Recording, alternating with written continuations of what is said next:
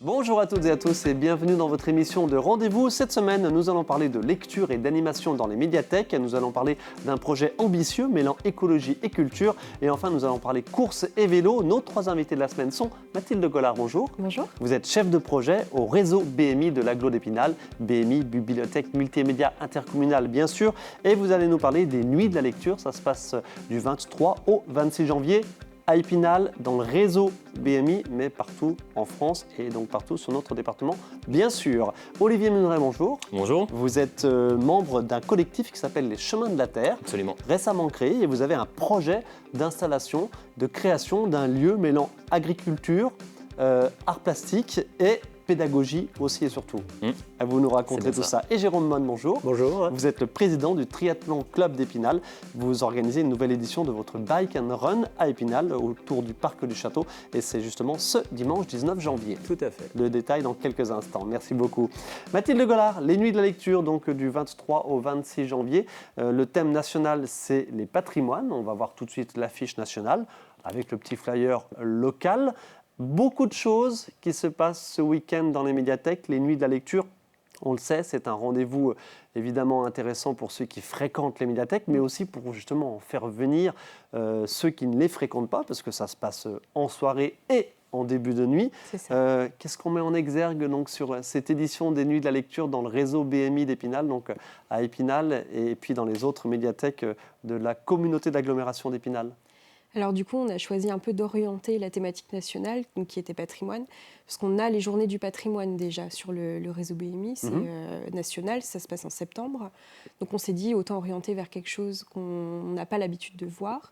Donc on oriente vers matrimoine, donc on va parler de l'héritage transmis par les femmes, aussi bien scientifique que littéraire qu'artistique. Okay. Et du coup, ça va être un événement voilà, un peu à la fois pédagogique, mais ludique quand même, pour en apprendre une vraie plus. Singularité au niveau national, quoi. Voilà, vous c'est ça. Détachez, un petit peu, le ouais, on se thème détache. patrimoine devient localement le thème matrimoine. C'est ça.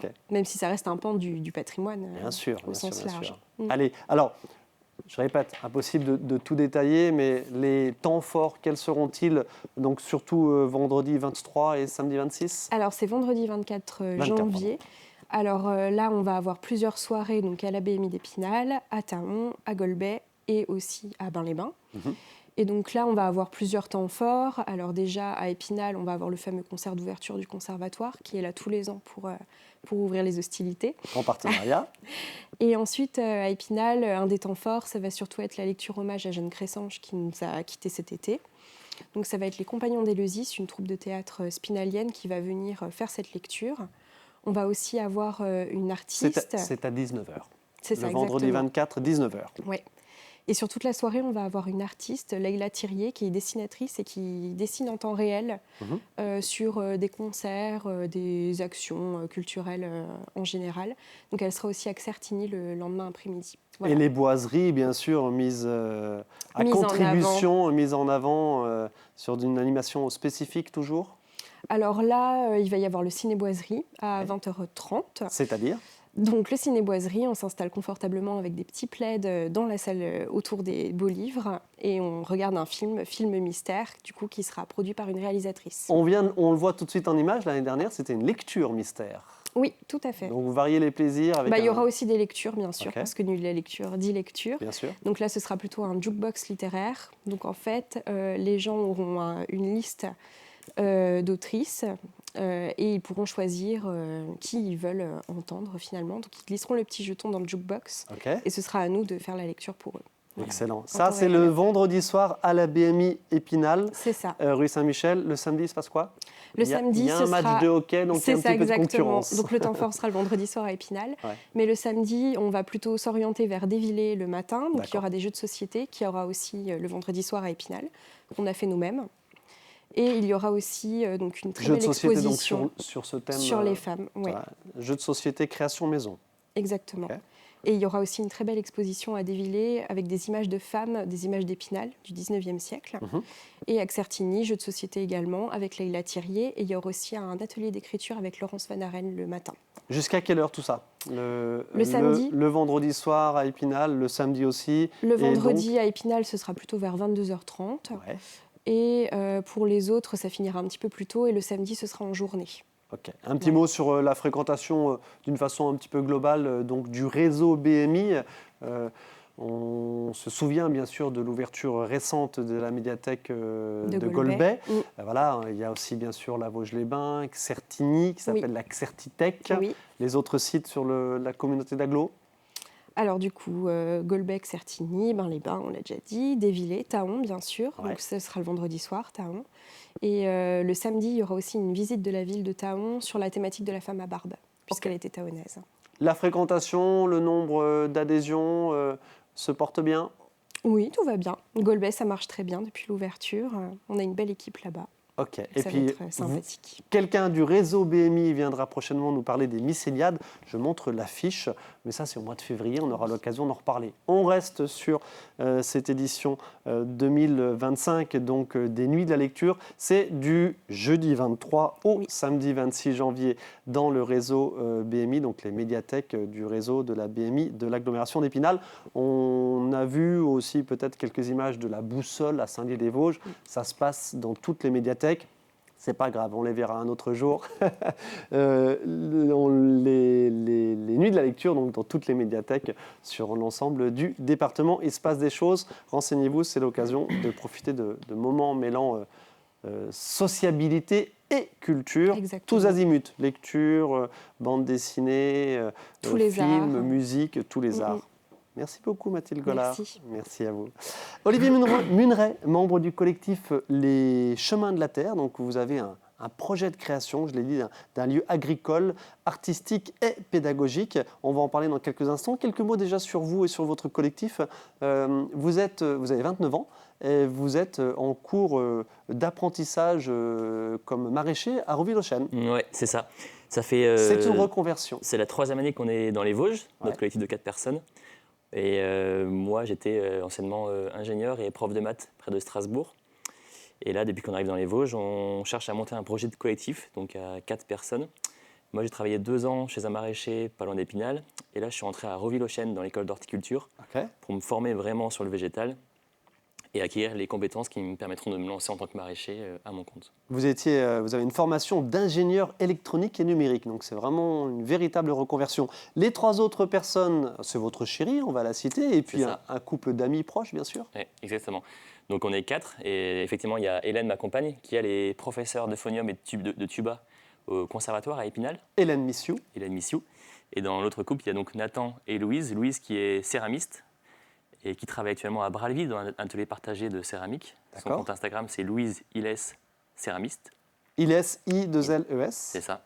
Et Nathan Flippo, qui lui est prof de violoncelle et également menuisier, et donc qui pourra être utile pour la rénovation d'une ferme près d'Épinal. Alors, on a bien compris vos parcours et vos profils un petit peu. Donc, où en êtes-vous de ce projet d'installation? C'est difficile parce que justement, par rapport au maraîchage, vous ne comptez pas être un petit maraîcher, ni une ferme agricole, une exploitation agricole pure et dure. C'est un entre-deux puisque vous recherchez 6 à 10 hectares de terrain. C'est ça, exactement. Nous, l'enjeu actuel, c'est vraiment de trouver le foncier. Ça fait 2 ans qu'on bosse sur le projet, qu'on se forme et qu'on prépare ce collectif. Maintenant, il faut passer au concret, donc il faut du foncier. Donc ce qu'on cherche, c'est une ferme vosgienne à rénover, avec du terrain autour. Et nous, on cherche entre 6 à 10 hectares pour mettre en place plusieurs choses sur ce terrain. D'une part, le maraîchage, donc production de légumes bio, avec un verger à côté pour les fruits. Et en parallèle de ça, on a une production de bois pour le four à céramique de Louise, qui va faire toutes ses cuissons au feu de bois, une méthode écologique et ergonomique. Et le dernier point, la surface qui sera utilisée, ce sera un jardin botanique qu'on appelle agroforestier, qui va mêler déambulation dans un monde végétal qui sera beau et qui va permettre de prendre des pauses, et également production fruitière, d'oléagineuses, tout ce qui est noix, noisettes, et d'épices. Alors, on connaît par exemple le jardin botanique du Haut-Châtelet, mais effectivement, il n'y a pas de production. Vous, l'idée, c'est qu'il y ait une rentabilité dans la production de produits, vous l'avez dit, noisettes. Ouais, nous, la rentabilité, elle sera surtout sur le maraîchage et la céramique. Le jardin botanique, c'est plus un lieu vitrine qui fera aussi office d'espace pédagogique pour un peu remettre au goût du jour le monde végétal et à quel point c'est un monde qui est beau, qui est intelligent et dont on peut s'inspirer pour pour les enjeux actuels. Où en êtes-vous sur quel secteur géographique précisément recherchez-vous et où en êtes-vous? Le détail important, c'est qu'on a 2 personnes dans le collectif qui travaillent à Épinal, Hélène et Nathan, qui sont profs de musique, phonium et violoncelle. Donc on cherche à être le plus proche possible d'Épinal, donc dans un cercle de 30 km. Oui, c'est ça, 30 km. À peu près une demi-heure de voiture maximum, quoi. L'appel est lancé, l'appel est passé, le message est passé. Avis aux bonnes volontés si quelqu'un souhaite vendre donc, du foncier avec, on le répète, 6 à 10 hectares, proche ou à proximité? L'idée, c'est que ce soit le plus proche possible, bien sûr. Mais après, forcément, il faut s'adapter aux conditions. Pourquoi on a bien compris l'esprit. Qu'est-ce que dit votre démarche, selon vous, sur la société et l'envie de partage de connaissances et l'appétence du grand public peut-être pour ce genre de lieu mêlant, ça sera presque un tiers-lieu, c'est à la mode. On peut effectivement utiliser ce terme-là, même si ce sera vraiment une ferme où on aura notre travail à la ferme, donc on ne sera pas un tiers-lieu associatif. Mais ce qui est important, vous avez dit le mot partage, on ne cherche pas à se retirer du monde et à créer une petite communauté autosuffisante, on cherche vraiment à s'intégrer localement dans le tissu d'associations, d'habitants et de travailleurs, travailleuses, pour faire lien et faire corps ensemble socialement. Donc nos activités de maraîchage, de céramique et plus tard d'accueil de public pour faire des stages pédagogiques ou des séjours pour enfants, ça cherche vraiment à s'intégrer localement et à faire sens pour les enjeux actuels. Tout ce qui est protection de l'environnement, tout ce qui est égalité des sexes, des genres, et tout ce qui est répartition des richesses. Alors, il y a énormément de choses, enfin énormément, il y a déjà pas mal de sites qui proposent ce genre de choses, mais c'est vrai peut-être un petit peu moins sur les Vosges centrales et sur Épinal et ses alentours. C'est ce que vous avez déterminé aussi? Alors, il y a beaucoup de projets très chouettes autour d'Épinal qui existent, notamment la ferme de Saint-Laurent qui a été rachetée par la ville d'Épinal pour installer une production maraîchère qui est un beau projet. Dans le cadre de son projet alimentaire territorial, PAT, dont on entend de plus en plus parler. Mais ce qui est sûr, c'est que, en tout cas, localement, la com d'agglo d'Épinal, la ville d'Épinal et plus grandement la région Grand Est, on a l'impression qu'il y a une vraie dynamique qui cherche à soutenir le projet qu'on porte, en tout cas ce genre de projet, et donc qui est à l'écoute de solutions proposées pour répondre aux enjeux actuels et on se sent porté. Donc c'est aussi ce qui a entraîné la décision de s'installer ici et de monter le projet Paris. Et parmi les collectivités un peu porteuses, je me permets de citer le département aussi. Oui, vous êtes passé directement de l'agglo j'ai pas tout nommé, effectivement, mais oui. Ah, mais ça a son importance. Chaque acteur, complètement. chaque strate, évidemment, administrative. Et notamment quand on s'installe en tant qu'agriculteur, on a les aides à l'installation qui sont fournies et par l'Europe et par le département. Donc c'est effectivement hyper important de les citer. Ok. Les échéances, à quel terme vous souhaitez? Parce que vous êtes toujours encore en formation, vous terminez cette année? Je finis en mars, dans 2 mois. Ok, donc l'idée c'est au mois de septembre s'installer. Et potentiellement faire l'acquisition d'ici l'été prochain pour prendre le temps de mettre en place le lieu et puis peut-être produire d'ici 2026-2027. Est-ce que ce lieu a déjà un nom? Les Chemins de la Terre. Ah comme le nom du collectif. Absolument. Ok, allez, on vous retrouve sur les réseaux? Oui. On nous retrouve sur Instagram. Le compte de Louise Ilès qui monte ses productions de céramique. Ok, je répète, Ilès, I-2-L-E-S. Donc c'est Louise Ilès, céramiste. Et ensuite, le réseau social de la ferme en elle-même sera créé une fois qu'on aura le lieu. Ok, allez, actu à suivre, le collectif Les Chemins de la Terre qui illustre des choses qui se passent sur notre département autour de cette terre, justement, des productions, j'allais dire, plutôt saines pour l'environnement et pour la santé, parce que vous avez parlé des produits oléagineux dont on ne parle pas assez, me semble-t-il. J'aurai peut-être l'occasion d'y revenir dans une autre émission. Merci beaucoup, Olivier Muneret. Merci. Le message est passé, l'appel est lancé. Jérôme Mon, rebonjour. Vous êtes le président du Triathlon Club d'Épinal. Tout à fait. Nouvelle édition, ce dimanche 19 janvier, du Bike and Run d'Épinal. On va tout de suite voir quelques images de l'édition 2024 du Bike and Run. C'est la combienième cette année? Ce sera la 10e édition. 10e, pardon, je n'avais pas le chiffre. Bike and Run, rappelez-nous le principe. Pourquoi je vous ai invité ici? Parce que c'est du sport, certes, mais c'est aussi une activité sportive qui peut tout à fait être grand public et accessible à des gens qui ne sont pas, bien sûr, licenciés sur telle ou telle discipline ou dans tel ou tel club. Le Bike and Run, c'est quoi? Alors le principe est assez simple, on part en binôme, qui peut être d'ailleurs mixte, qui est ouvert aux enfants et aux adultes. On part à 2 avec un vélo, une seule contrainte, passer à chaque pointage, c'est-à-dire à chaque fin de tour, ensemble. Donc on peut très bien partir faire le vélo tout seul, l'autre court. Et ce qui est assez fun finalement, c'est que parfois on oublie que le collègue qui était devant a posé le vélo, et donc vous allez souvent voir les athlètes repartir en arrière, etc. Ah, donc, ça arrive, ça. Ça arrive plus régulièrement qu'on le pense, donc ça c'est assez fun. On voit quelques images de l'édition 2024, ça, donc avec part, le départ de un la écrémage, voilà, pour pouvoir donner de l'espace aux gens. Donc on fait généralement 1 ou 2 tours de stade. Les enfants, on leur fait faire quelques mètres, parce que l'idée c'est pas de les épuiser non plus. Le sport faisant peur des fois aux parents, plus qu'aux enfants. Et on comprend tout de suite le principe. L'idée c'est on s'échange. C'est ça. Soit la course, soit le vélo. C'est ça. Et on est dans un environnement qui est formidable, qui est la Colombière, le parc du château et le petit bois qui passe derrière la patinoire. Donc il y a des petites difficultés, forcément. On est dans les Vosges, on n'est pas là pour faire du plat. On passe à côté des animaux. Il y a toujours du public qui est là, c'est formidable, à l'entrée du parc ou sur le stade de la Colombière pour encourager.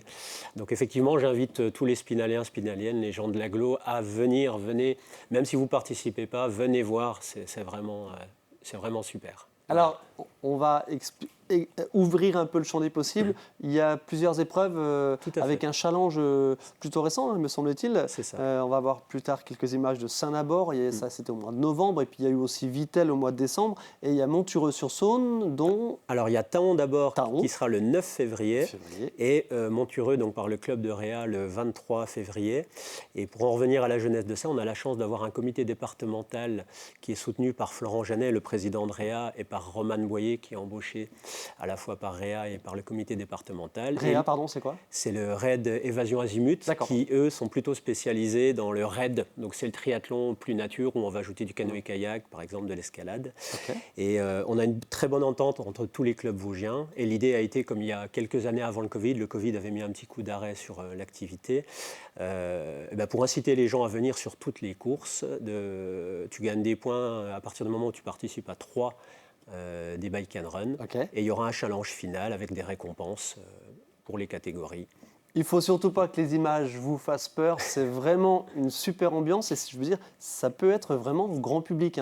D'ailleurs, c'est sur la saison hivernale. Ça permet aux sportifs un peu plus aguerris de s'entraîner sur des compétitions qui n'ont pas lieu dans leur discipline. Je pense à la course à pied. Les trailers. Les trails pur et dur. Des têtes d'affiche qui sont annoncées là, à Épinal ? Alors, donc ce dimanche 19 janvier. On n'est jamais à l'abri de surprises, puisque je vais citer les frères Wertz, qui ne sont pas encore inscrits, mais qui viennent de temps en temps, qui eux viennent de Troyes. Parfois, tu as une équipe surprise qui va venir de Metz, etc. Mais on va retrouver déjà les locaux, et à commencer par les vainqueurs les dernières, donc la paire Arnoux-Sarras. Il y a Yann Marais actuellement de la Vosges VTT qui cartonne fort. Et puis surtout, je ne vais pas oublier les amis du Triathlon Épinal Club, Lucas Mathieu, Johan Risser, Jérémy Feder. Et puis, un très important pour moi, les filles, bien sûr. Là aussi, on n'est jamais à l'abri de voir des binômes arriver de clubs extérieurs. Donc, c'est peut-être un petit peu plus ouvert sur les filles, mais on est assez confiant. Et je reviens sur l'aspect grand public qui dit enfant, dit plusieurs courses et même pour les adultes, plusieurs formats. Quels sont-ils et les heures de départ si on se projette un petit peu à ce dimanche 19 ? Alors habituellement, on ne faisait que 3 courses, une course adulte, 2 enfants. Cette année, on rajoute une course adulte. Donc un format S, c'est le classique que connaissent les gens avec 4 tours, qui part lui à 9h30. 10 minutes plus tard, on va envoyer ce qu'on appelle le XS. Alors, ça va permettre peut-être à certains qui n'osaient pas venir de venir. Il y aura 3 tours au lieu de 4. C'est-à-dire une distance de ? Alors, on est à 12-13 km et l'autre, on est à peu près à 9 km. Voilà, donc il y a un petit peu moins d'1 heure d'effort pour le XS, pour ceux qui veulent venir. Et les enfants, on a le 10-13 et le 6-9. Donc on est de mémoire vers 11h pour le 10-13 et on est à 11h30 pour les petits, ce qui permet d'enchaîner avec les podiums vers 11h45 et à midi tout le monde s'en va. Combien de tours pour les enfants ? Alors les enfants, on enlève toutes les parties difficiles et on ne fait que la partie plate. Et donc les grands enfants font 2 tours, les petits font 1 tour. C'est-à-dire une distance de ? Si on veut essayer d'amadouer un petit peu ces enfants. On est à peu près sur 1,5 km pour les petits et du coup 3 km. C'est quelque chose qui est assez cardio. Donc ça se passe vite et ça permet de se défouler. Donc, et c'est surtout ludique, cette alternance de course à pied et de vélo. Le prix d'inscription, le montant, quel est-il ? Ça démarre à 10 €, on doit être à 12 € pour le binôme pour les enfants et on arrive de mémoire à 22 € pour un binôme pour les adultes. Donc c'est pas très cher. Vous l'avez dit, à midi, tout le monde est rentré chez soi. À la maison. À la maison pour le déjeuner. Si je me permets, je dirais même qu'il faut venir, ça permet de tester son couple. Parce que souvent, vous allez voir arriver des paires improbables avec un garçon d'1,90 m, une dame d'1,50 m. Donc avec les arrêts pour bouger la selle, etc. Donc, et les petites engueulades qui vont bien parce qu'on a oublié de descendre la selle. Donc. Le message est passé là, vous avez bien teasé. on peut être seulement spectateur, alors bien sûr. Tout à fait. Allez, Jérôme Mon, merci beaucoup, le président Merci. du Triathlon Club d'Épinal pour le 10e Bike and Run d'Épinal ce dimanche 19 janvier. Inscription d'ici là ou sur place, bien sûr, possible. Donc, on l'a bien compris, épreuve sportive et ludique pour tout le monde. Olivier Muneret, on vous suit donc sur votre projet de création d'un site qui s'appellera Les Chemins de la Terre, créé par votre collectif. On va citer encore Hélène Missiou, Nathan Flippo et la céramiste Louise Illès. On vient vous voir dès que vous êtes installés ces premiers jurés. Avec plaisir. Merci beaucoup Olivier. Et Mathilde Gollard, donc chef de projet à la BMI pour les Nuits de la Lecture. C'est du jeudi 23 au samedi 26 janvier. Dans les médiathèques du réseau BMI de l'Agglo d'Épinal, mais bien sûr partout sur notre département, dans les autres médiathèques. Merci beaucoup. Totalement gratuit et pour toute la famille. Et gratuit, c'est vrai, on a oublié de le dire. Ça, c'est important. C'est important. Bonne continuation, à très vite sur le terrain. Merci à vous. Merci. Merci à vous de votre attention. On se retrouve la semaine prochaine pour une nouvelle émission.